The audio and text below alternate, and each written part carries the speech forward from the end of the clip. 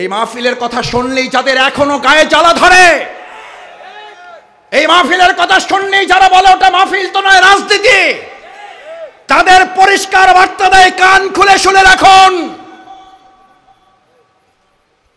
অকদ কুনতা মা মাহিনা, ইসলামের নামে আপনারা ভোট চাইতে পারবেন, ইসলামের নামে আপনারা সব করতে পারবেন। শাহজালাল হযরত রাহিমাহুল্লাহর মাজারে গিয়ে আপনারা নির্বাচনী যাত্রা শুরু করতে পারবেন, আর হুজুররা এখানে বসে ইসলামের রাজনীতি করতে পারবে না। এই হুমকি বাংলাদেশে আর চলবে না।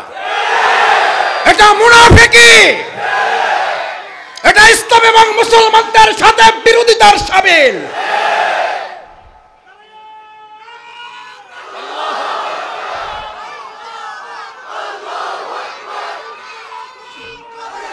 বরং আমরা বলছি পরিষ্কার কথা, ভালো করে শোনেন, আমরা কারো শত্রু নই। ইসলাম শত্রুতা কমিয়ে বন্ধুত্ব তৈরি করতে পছন্দ করে। হুজুরদেরকে ঠিক করে দিবেন, এইটা বলবেন এইটা বলবেন না। ইমামদেরকে আপনারা বলবেন, ইমামরা শুধু নামাজ পড়াবে আর কথা বলবেন না। সেই ইমামের যুগ শেষ হয়ে গেছে, এখন মসজিদে নববীর যুগ। মসজিদে নববী থেকে ইমামের দায়িত্ব পালন হবে, মসজিদে নববী থেকে রাসূলের রাষ্ট্রপতি পরিচালনার সুন্নাহ পালন ইসলামের করবে।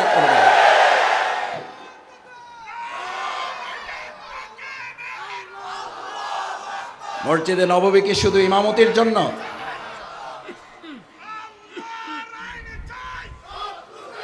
মসজিদে নববী কি শুধু নামাজ পরিচালনার জন্য? কিসের জন্য? রাষ্ট্র পরিচালনার জন্য। আর আজ আমাদেরকে এই কথা শুনতে হয়, মসজিদের ইমামেরা সব বলতে পারবেন, ভোট চাইতে পারবেন না। মসজিদের ইমামেরা বরং ভোট কাকে দেওয়া যাবে আর কাকে দেওয়া যাবে না এই দেশের মানুষকে সচেতন করার দায়িত্ব ইমামগণ পালন করবেন।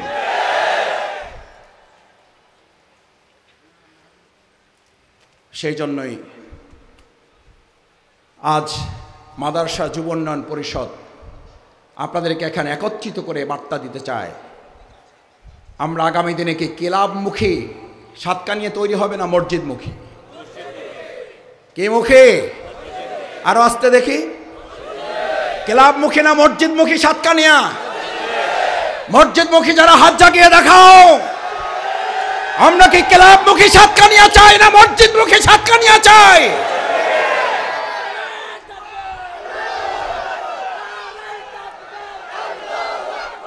ভাইয়েরা, আমার বোনেরা, আমার মায়েরা, আমার পর্দার আড়ালের মা বোনেরা, আমার মাইকের আওয়াজ যারা শুনছেন, মসজিদে গেলে কি অশান্তি লাগে না শান্তি লাগে? এখানে কি লাগতেছে? মারামারি রক্তারক্তি আছে? স্টেজে ঠেলাঠেলি আছে? বাংলাদেশে এরকম মঞ্চ ঠেলাঠেলির আছে না নাই? এই 8 মাসে নিজেদের ঠেলাঠেলিতে 17 জন মারা গেছে, এই কথা আমার না রিপোর্টের। শান্তি তাদের নাই কেন? 17 জন মারা যায় কেন? কে মেরেছে? কেন মারছি আমরা আমাদেরকে? কারণ আমরা এমন মঞ্চ, এমন জলসা, এমন সমাবেশে বাংলাদেশে দেখতে পাই 3 ঘন্টা, 4 ঘন্টা, 5 ঘন্টা সেখানে মুসলমানদের প্রোগ্রাম হয়, অথচ একবার আল্লাহ আল্লাহ রাসূল সাল্লাল্লাহু আলাইহি সাল্লামের প্রশংসা দরুদ পেশ করা হয় না। ওটা কোনো শান্তির প্রোগ্রাম নয়, ওটা ইবলিসের প্রোগ্রামে পরিণত হয়ে যায়, যার কারণে ওখানে ইবলিস ঢুকে গিয়ে মানুষকে ইবলিসে পরিণত করে দেয়। সেই জন্য আল্লাহ তাআলা বলেন, বিসমিল্লাহির রহমানির রহিম, তুমি আশ্রয় চাও শুধু মানুষদের থেকে না। কুল আউযু বলেন আমার সাথে, বিসমিল্লাহির রহমানির রহিম, কুল আউযু বিরাব্বিন নাস মালিকিন নাস ইলাহিন নাস মিন শাররিল ওয়াসওয়াসিল খান্নাস আল্লাযী ইউওয়াসওয়িসু ফি সুদুরিন নাস। তারপরে আয়াত নাই আর জোরে, মিনাল নাস। ইসলামের সামান্য আলোচনায় যদি এটা বরকতে পরিপূর্ণ হয়, এখানে যদি রক্তারক্তি ঠেলাঠেলি না থাকে, এখানে যদি মারামারি কাটাকাটি না থাকে, শুধু আলোচনা চললে, আর ইসলাম যদি আমার দেশে কার্যকর ভূমিকা পালন করে, তাহলে রক্তারক্তি বন্ধ হবে না? হবে না? এই মারামারি বন্ধ হবে না? হবে না? যারা এই রক্তারক্তি মারামারি বন্ধ করতে চায় না, তারা ইসলাম চায় না। যারা রক্তারক্তি মারামারি করে নিজেদের মধ্যে নিজেরা কন্দল লাগিয়ে নিজের স্বার্থ উদ্ধার করতে চায়, তারা ইসলামের নামে রাজনীতি করা পছন্দ করে না।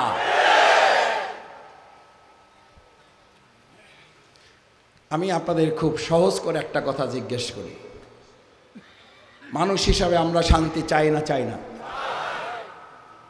মানুষ হিসাবে বলছি, হিন্দু হিসাবে, বৌদ্ধ হিসাবে, ধর্ম হিসাবে, মুসলিম হিসাবে না, কি হিসাবে? মানুষ হিসাবে।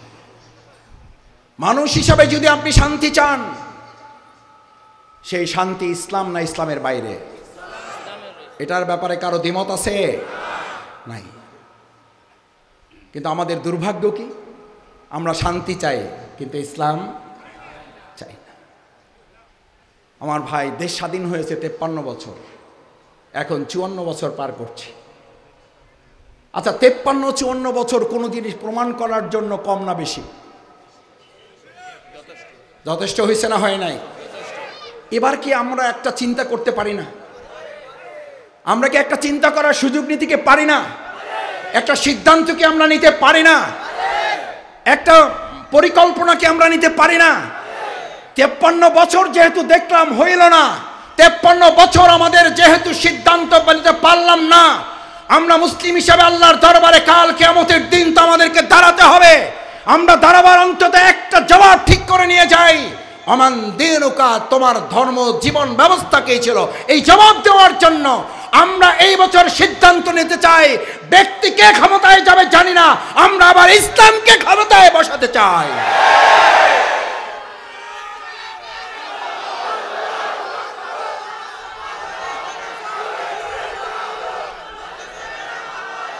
সেই ইসলামকে ক্ষমতায় বসানোর জন্য যদি আপনাদের প্রিয় ভাই জাফর আহমেদ কাজ করতে চায়, এই জাফর আহমেদ যদি ইসলামের প্রতিনিধিত্ব করতে চায়, এই জাফর আহমেদ যদি ইসলামের একজন সেবক হিসেবে, খাদেম হিসেবে কাজ করতে চায়, তাহলে এই জাফরের নেতৃত্ব আমরা আমাদের এই প্রিয় এলাকাকে ইসলামের এলাকা হিসেবে গড়তে রাজি আছি সবাই। আমরা ব্যক্তিকে ক্ষমতায় নেব না, আমরা ক্ষমতায় নেব ইসলামকে। সম্মানিত ভাই এবং বোনেরা, ভিন্ন ধর্মাবলম্বীরা এখানে আছেন, আমি শুনেছি। মাইকের আওয়াজ থেকে যারা শুনছেন, প্রিয় নবী মুহাম্মদুর রাসূলুল্লাহ সাল্লাল্লাহু আলাইহি ওয়াসাল্লাম ইসলামকে বিজয় করার পর সেখানকার ভিন্ন ধর্মাবলম্বীদেরকে বলা হয়েছিল, হয় তোমরা কর জিজিয়া ট্যাক্স দিয়ে এখানে থাকো, না হলে তোমরা বেরিয়ে যাও। ইতিহাস সাক্ষী, একজন ভিন্ন ধর্মাবলম্বী সেখান থেকে বেরিয়ে যায় নাই, বরং তারা বলেছিল ইসলামের আগের তুলনায় ইসলাম প্রতিষ্ঠিত হওয়ার পর আমরা অধিকতর শান্তিতে আছি। 3টা বিষয় বলেছিলাম। 1, আমাদের কি দিতে হবে? কে দিতে হবে?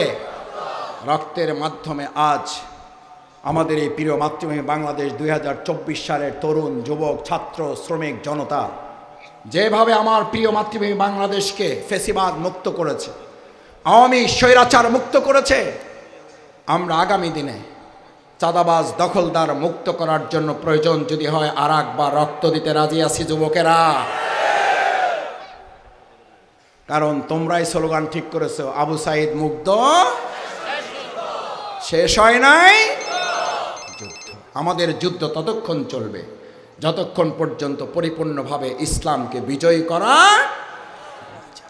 2 নাম্বার,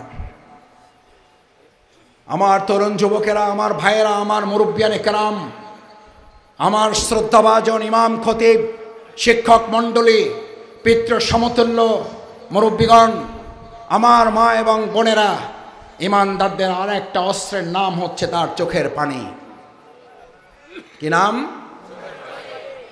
আমরা রক্ত দিব, চোখের পানি দিব না? দিব? দিব। আমার ফিলিস্তিনি ভাই বোনদের জন্য, আমার প্রিয় মাতৃভূমি বাংলাদেশের জন্য, গোটা পৃথিবীর মুসলিম উম্মার জন্য আমরা একদিকে রক্ত দেওয়ার সিদ্ধান্ত নেব, আর একদিকে চোখের পানিতে আমাদের এই সমস্ত ভাই বোনদের মুক্তির জন্য আল্লাহর কাছে আমরা সাহায্য চাইব। কারণ আমাদের বৈশিষ্ট্য সম্পর্কে বলা হয়েছে ফালিয়াদহাকু কালিল ওয়ালিয়াবকু কাসীর। এরা হাসবে কম, হাসবে কম। এই বৈশিষ্ট্যটাকে আমরা আজকে এখান থেকে নিয়ে যেতে পারবো? আমাদের সমাজের তরুণ যুবকেরা এখন হাসে কম না কাঁদে বেশি? কোনটা?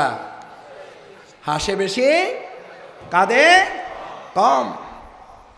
প্রিয় নবী মুহাম্মদ রাসূলুল্লাহ সাল্লাল্লাহু আলাইহি ওয়াসাল্লাম সোনার মদিনা যে যুবকদেরকে দিয়ে গড়েছিলেন, যে তরুণদের দিয়ে গড়েছিলেন, তারা হাসতেন কম, কাঁদতেন বেশি। তাদের বৈশিষ্ট্য ছিল রহমান আল্লাইল। আজ সাতকানিয়াবাসীকে এই মর্যাদায় সম্মান, এই বৈশিষ্ট্য নিয়ে যেতে হবে। আমি শফিকুল ইসলাম মাসুদকেও এই বৈশিষ্ট্যের সাথে নিজেকে মিলাতে হবে। যে বৈশিষ্ট্য সম্পর্কে বলা হচ্ছে ফুরসান আন-নাহার রহমান আল্লাইল, যারা আল্লাহর দ্বীনের পথে সৈনিকগিরি করবে, রক্ত দেওয়ার কাজ, একই সাথে তারা রাত্রিবেলা দরবেশগিরি করবে, চোখের পানিতে তাদের জায়নামাজ ভিজাবে। আমরা সৈনিকগিরি করার জন্য উটের পিঠে চড়তে প্রস্তুত থাকবো, রাত্রিবেলা জায়নামাজে চোখের পানিতে আমাদের জায়নামাজ ভিজে আল্লাহর কাছে আমাদের সম্পর্কের যাত্রা আমরা শুরু করব। চোখের পানির সাথে যে আল্লাহর বান্দার সম্পর্ক হয়, দুনিয়ার আর কোনো সম্পর্ক তার না থাকলেও দুনিয়ার কেউ তার কোনো ক্ষতি করতে পারে না।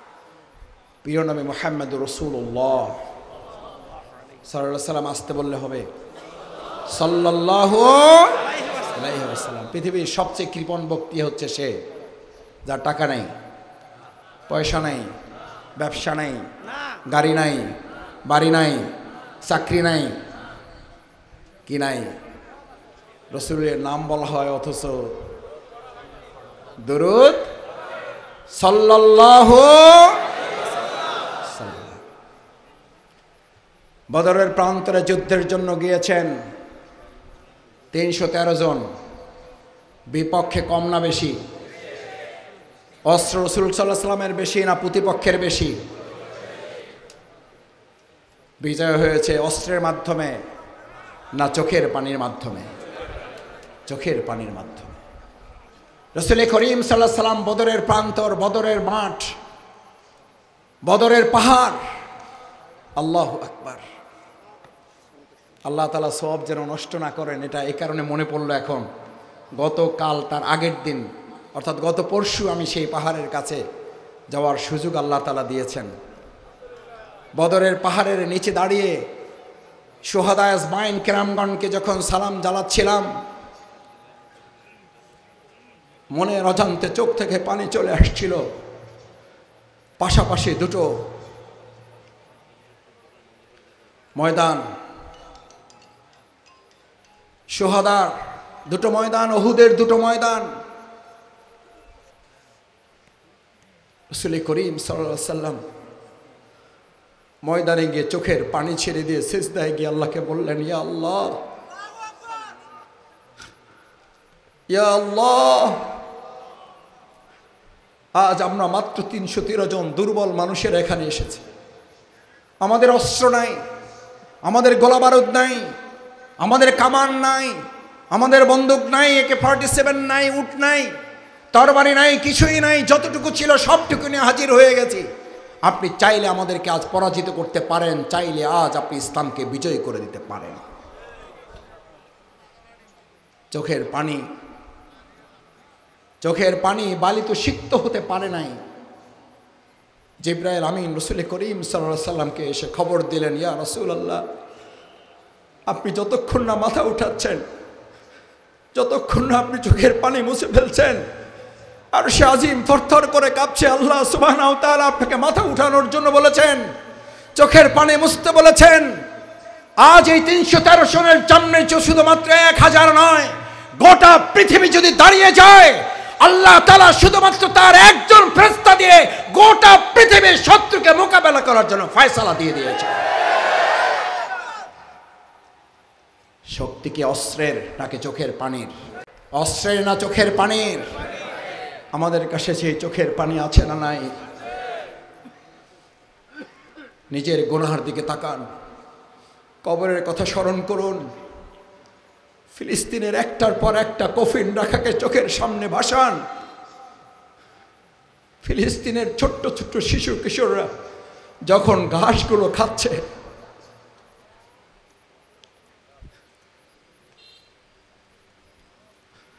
ছোট্ট বাচ্চা যখন তার খাবারটা একজন সাংবাদিককে দিচ্ছে, কারণ সেও মনে করছে এই সাংবাদিকটাও তার মতো ক্ষুধাতুর। আল্লাহ, আমাদের ফিলিস্তিনের ভাই বোনদেরকে আপনি রক্ষা করুন। আল্লাহ, আপনি আবার আরেকবার আবাবিল পাঠান, আমাদের আকসাকে আপনি হেফাজত করুন। আমাদের চোখের পানির শক্তি কামানের শক্তির চেয়েও কয়েক শত কোটি গুণ বৃদ্ধি করে দিন। তাহলে আমরা রক্ত দিতে চাই, আমরা সাথে চোখের পানিও দিতে চাই। যুবকেরা, তোমার চোখের পানির মূল্য তুমি বোঝো। তোমার চোখের পানি যখন চোখ থেকে বের হয়ে গাল পর্যন্ত এসে পৌঁছে যায়, গাল পর্যন্ত এসে পৌঁছে যায়, গালে যখন তুমি উষ্ণতা অনুভব করো, আল্লাহ তাআলা ফেরেশতাদেরকে জিজ্ঞেস করেন, আমার এই গোলাম, আমার এই বান্দা, আমার এই বান্দি পৃথিবীর কোন লোভে, কোন ভয়ে, কোন শোকে, কোন কষ্টে, কোন দুঃখে চোখের পানি ফেলছে জানতে চাও? ফেরেশতারা বলেন, ইয়া আল্লাহ, দুনিয়ার কোনো চাওয়া পাওয়ার জন্য না, দুনিয়ার কোনো ভয়ে নয়, দুনিয়ার কোনো লোভে নয়, শুধুমাত্র আপনার সন্তুষ্টির জন্য সে চোখের পানি ফেলেছে। আল্লাহ বলেন, ওকে জানতে চাও ও কি চায়, ও যা চাইবে আমি আল্লাহ তাকে তার চেয়ে কয়েক গুণ বেশি দিয়ে দেব। আমার ভাইয়েরা, সেই চোখের পানির শক্তি আমাদের এই প্রিয় মাতৃভূমি বাংলাদেশকে যেন কবুল করেন। সবাই বলুন আমিন। সম্মানিত ভাই এবং বোনেরা, আমার প্রিয় মাতৃভূমি বাংলাদেশের এই রক্ত এবং এই চোখের পানির সাথে আমাদের কয়টা জিনিসের কথা বলেছি? আর একটা জিনিস আমাদেরকে দিতে হবে। কি দিতে হবে বলেন? আমরা রক্ত দিচ্ছি, আমরা চোখের পানি দিচ্ছি, এবার কি দিতে চাই? কি দিতে চাই? ঘাম। কি দিতে চাই? কয়টা? একটু জোরে বলেন আমার সাথে। প্রথমে, দ্বিতীয়, তৃতীয়, ঘাম দিতে চাই। রসুল করিম সাল্লাল্লাহু আলাইহি ওয়াসাল্লাম আল্লাহর দিনের দাওয়াত পৌঁছাতে গিয়ে ঘরমাক্ত হয়েছেন না হন নাই? শরীরের ঘাম যখন ঘরে, আপনার শরীরের এই ঘাম যখন মাথা থেকে শরীর থেকে পা থেকে জমিনে পড়ে যায়, কৃষক যখন ফসল ফলায়, আগাছা দমন করতে চায়, আগাছা নির্মূল করতে চায়, ফসল ফলাতে চায়, ফসলকে উর্বর করতে চায়, তখন সেখানেও তিনটা জিনিসের দরকার হয়। কয়টা? ওষুধ দিতে হয় না হয় না? সার দিতে হয় না হয় না? ওষুধ দিতে হয়, সার দিতে হয়, পানি দিতে হয়। কয়টা লাগে? সার, ওষুধ এবং পানির পরে ওই জমিনটা যেমন ফসলের জন্য উর্বর হয়ে যায়। আজ এই সাতকানিয়া সহ 56,000 প্রিয় মাতৃভূমি বাংলাদেশের এই জমিন আমরা রক্ত দেব সারের মতো, আমরা চোখের পানি দেব পানির মতো, আমরা রক্ত দেব, সার দেব, আমাদের এই কীটনাশক দেব, আমরা আমাদের সমস্ত কীট পতঙ্গ মুক্ত করে, আগাছা মুক্ত করে, ফসলের জন্য জমিকে যেমন উর্বর করে, ইসলামের জন্য জমিকে উর্বর করতে রক্ত দেব, ঘাম দেব, চোখের পানি দিয়ে ইসলামের জন্য বাংলাদেশকে উর্বর করব।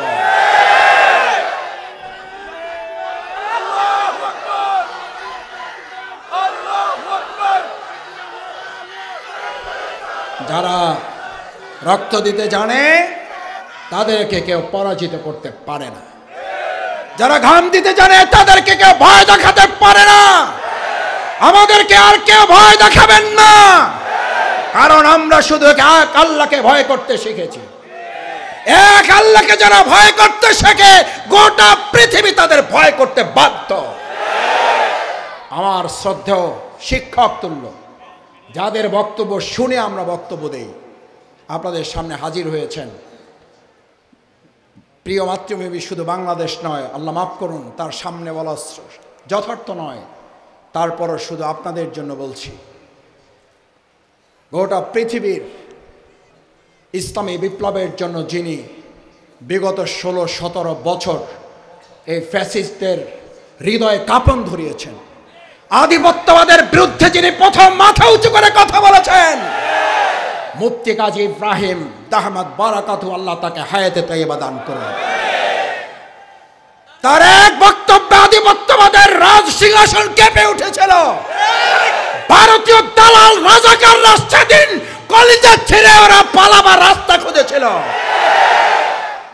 আমি সারা রাত ধরে ওনার সেই লাইভ শুনেছি। আমি আল্লাহর কাছে বলেছিলাম, আল্লাহ এরকম মুরব্বীরা আমাদের যতদিন থাকবে বাংলাদেশে ইসলাম নিয়ে কেউ টাল বাহানা করতে পারবে না, টাল বাহানা সহ্য করা হবে না, ইসলাম নিয়ে আর কাউকে কথা বলতে দেওয়া হবে না। ইসলাম নিয়ে কটাক্ষ করলে তার অস্তিত্ব এই দেশের মুসলিমরা গোটা মানবতা বিলীন করে দেওয়া হবে। কারণ আমাদের শ্রদ্ধা ওলামায়ে কেরামগণ শুধু মুসলিম উম্মার সম্পদ নয়, আমাদের শ্রদ্ধা ওলামায়ে কেরামগণ এই বাংলাদেশের গোটা মানব জাতির সম্পদ। তাদের নিয়ে তুচ্ছ তাচ্ছিল্য কিংবা তাদেরকে খেয়ে প্রতিপন্ন করে বাংলাদেশে আর কেউ রাষ্ট্র পরিচালনা করতে পারবেন না। এই সুযোগ কি আপনারা আমরা আর কেউ দিব? আলেমদেরকে হায় প্রতিপন্ন করে একদল দেশ ছাড়া হয়েছে। আমরা আরেকবার পরের এই দৃশ্য আর বাংলাদেশে দেখতে চাই না। কেউ আবার দেশ ছাড়া হন। আমাদের তরুণেরা যুবকেরা তো দেশ ত্যাগ করতে বলে নাই। আপনারা দেশ ত্যাগ করতে বলেছিলেন? আপনারা কি বলছিলেন? পদত্যাগ চাইছিলেন। আপনারা চাইছিলেন পদত্যাগ, তারা করছে দেশ ত্যাগ। এটা আল্লাহর ফয়সালা এবং এটা আলেমদের সাথে বিরোধিতা নির্মম উপহাসের সবচেয়ে দুনিয়ার বড় শাস্তি। ভবিষ্যতে আলেমদের সাথে আবার যদি কেউ বেয়াদবি করেন, শুধুমাত্র দেশ ত্যাগ কিংবা পদত্যাগ নয়, তার চেয়েও করুণ পরিণতির অপেক্ষা করতে হবে। সুতরাং আলেমরা মসজিদে কি বলবেন, আলেমরা ওয়াজ মাহফিলের মাঠে স্টেজে কি বলবেন, সেই গাইডলাইন যেন ইসলামবিহীন কোন নেতার কাছ থেকে আমাদের আর শুনতে না হয়। এটা শুধু বাড়াবাড়ি নয়, এটা শুধু আদবের খেলাফ নয়, এটা ইসলামের সাথে রীতিমতো বেয়াদবি করার শামিল। এটা আলেমদের প্রতি তুচ্ছ তাচ্ছিল্য করার শামিল। আমার সম্মানিত ভাইয়েরা, যেহেতু শ্রদ্ধেয় আলেমে দ্বীন আজকের এই প্রোগ্রামের আমাদের সম্মানিত অন্যতম অতিথি শ্রদ্ধাভাজন মুফতি কাজী ইব্রাহিম হাফেজাহুল্লাহ আমাদের মাঝে এসেছেন, আমি শেষ কথা বলে আমার বক্তব্য ইতি টানতে চাই। আমরা যারা আজ এখানে উপস্থিত হয়েছি, এটা ভালোভাবে মাথায় রাখতে হবে, আগামী দিনের সমাজ এবং রাষ্ট্র পরিচালনায় সমস্ত মতবাদ ইতিমধ্যে মানুষের কাছে ভুল প্রমাণিত হয়েছে না হয় নাই? এটাকে আমরা করেছি না আল্লাহর ফয়সালা আছে? ওয়ামান আ'রাদা আন যিকরি ফাইন্না লাহু মাঈশাতান দনকা। আমার জিকির, আমার কোরআন, আমার আইন, আমার বিধান, এটাকে উপেক্ষা করো। ওয়ামান আ'রাদা আন যিকরি ফাইন্না লাহু মাঈশাতান দনকা। আমি তোমাদের জীবনকে সংকীর্ণ করে দেব। আমরা কি সংকীর্ণ জীবন চাই না বিস্তীর্ণ জীবন চাই? আমরা কি সংকীর্ণ জীবন চাই না? মুখ দিতে পারে না, ইসলাম দিতে পারে। তরুণ যুবকেরা, বৃদ্ধরা একসাথে জোরে বলো, সেই বিধানের নাম কি? সেই বিধানের নাম কি? আগামীর দিন কি ইসলামের না অন্য কোনো মতবাদের? আপনি ওই ইসলামের সাথে থাকলেও ইসলাম জিতবে, আপনি না থাকলেও ইসলাম জিতবে। আজ এই সাতকানিয়ার মানুষদেরকে বলে যাই, তোমরা কি বিজয়ের সাথে নাকি পরাজিতদের সাথে? সুতরাং ইসলামের পক্ষে যারা, আল্লাহর কাছে হাত তুলে দেখাও আমরা ইসলামের বিজয়ের পক্ষে।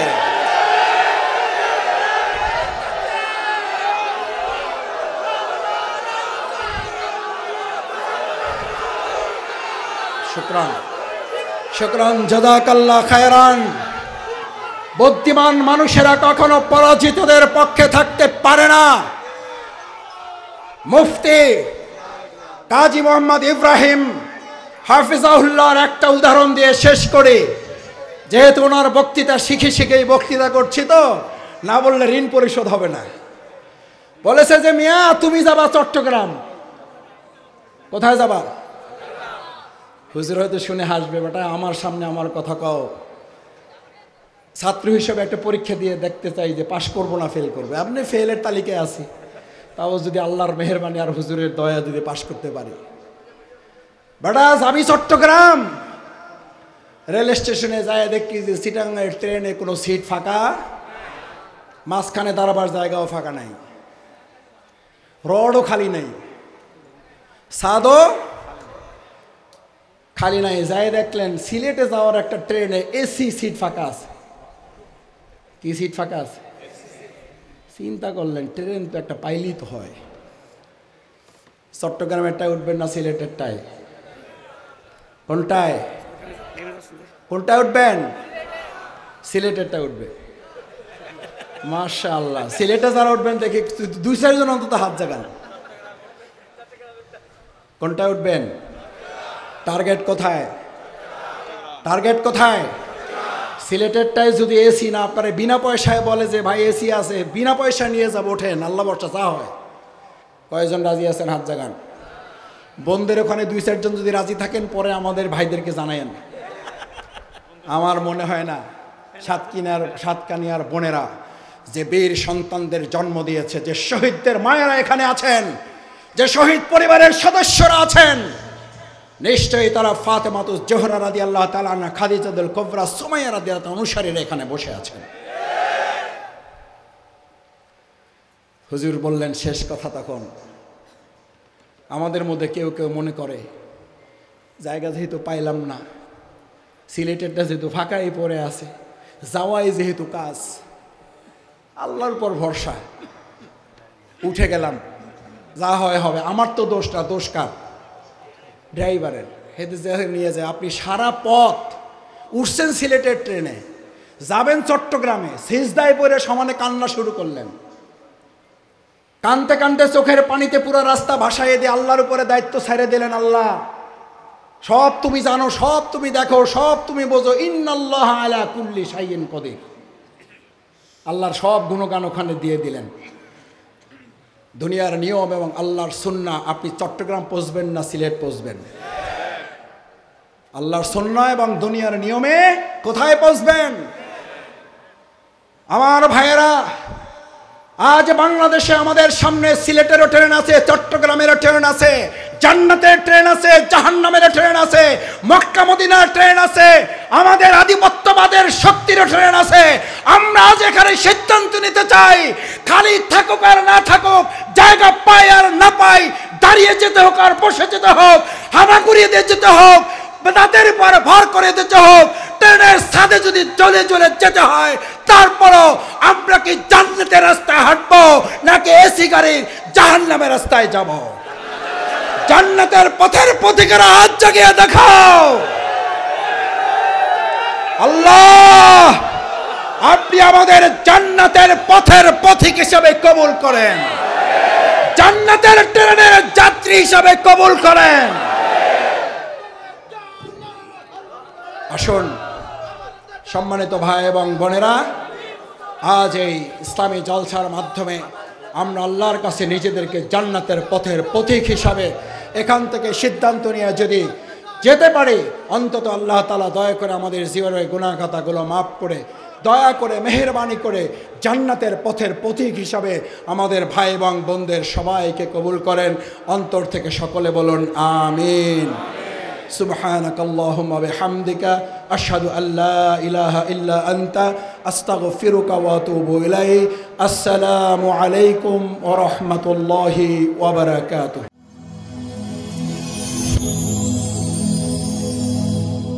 Rose TV 24. Enjoy by listening to the Holy Quran.